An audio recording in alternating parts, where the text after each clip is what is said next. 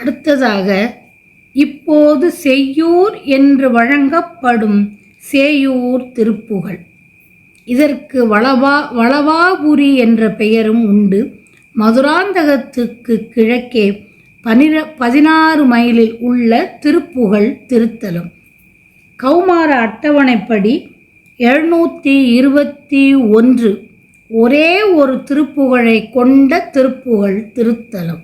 முகிலாம் எனும் வார்குழலார், சிலை புருவார், கயல் வேல்விழியார், சசிமுகவார், தரளாம் எனவே நகைபுரி மாதர், முலை மால் இணை கோபுரமாம் என வடம் ஆடிடவே கொடி நூல் இடை முது பாலித சேலை குலாவிய மயில் போல்வார், அகி சேர் அல்குலார் தொடை வாழையின் அழகு ஆர் கழல் ஆர்தர எய்தரு அழகார் கர நூபுரம் ஆடிட நடை மேவி அனமாம் என யாரையுமால் கொள விழியால் சுழலாவிடு பாவையர் அவர் பாயலிலே அடியேன் உடல் அழிவேனோ.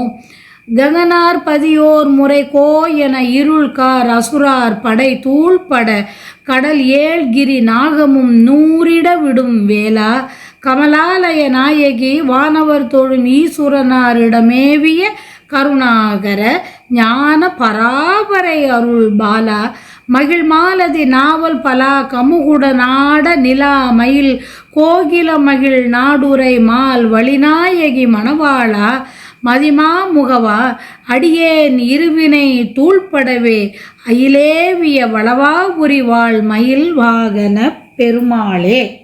மகிழ் மாலதி நாவல் பலா கமுகுட நாட நிலா மயில் கோகில மகிழ் நாடுரை மால் வழி நாயகி மணவாளா, மதிமா முகவா அடியேன் இருவினை தூள் படவே அயிலேவிய வளவாபுரி வாழ் மயில் வாகன பெருமாளே. வளவாபுரி வாழ் மயில் வாகன பெருமாளே. வானுலகத்து ஊரில் உள்ளவர் கோ என்று முறையிட இருள் போன்ற கரிய நிறம் கொண்ட அசுரர் படைகள் தூளாக கடலும் 7 மலைகளும் மற்ற மலைகளும் தூளாக எய்த வேலை உடையவனே.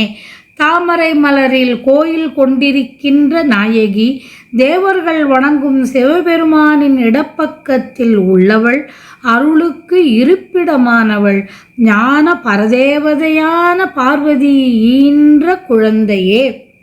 கமலாலய நாயகி வானவர் தோழும் ஈஸ்வரனார் இடமேவிய கருணாகர ஞான பராபரை அருள் பாலா, மகிழமரம், மல்லிகை, நாவல் மரம், பலாமரம், கமுக மரம் என்ற இவற்றில் விளையாடும் ஒளி பொருந்திய மயிலும் குயிலும் மகிழ்ந்து தங்கியிருக்கும் பகுதியான வள்ளிமலையில் இருந்த பெருமை உடைய வள்ளி நாயகியின் கணவனே.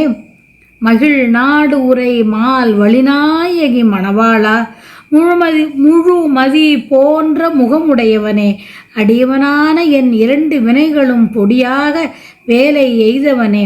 வளவாபுரி என்ற பெயர் கொண்ட செய்யூரில் வீற்றிருக்கின்ற மயிலூர்தி உடைய பெருமாளே.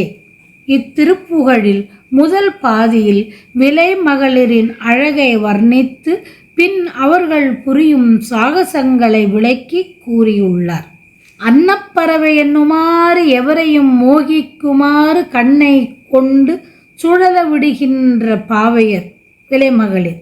இத்தகைய இயல்புடைய விலைமங்கையரின் படுக்கையிலே அடியேன் உடம்பு அழிய பெறுவேனோ. அங்கனம் நான் அழியாதவாறு என்னை தடுத்து அருளி காக்க வேண்டும் என்று வேண்டியவாறு.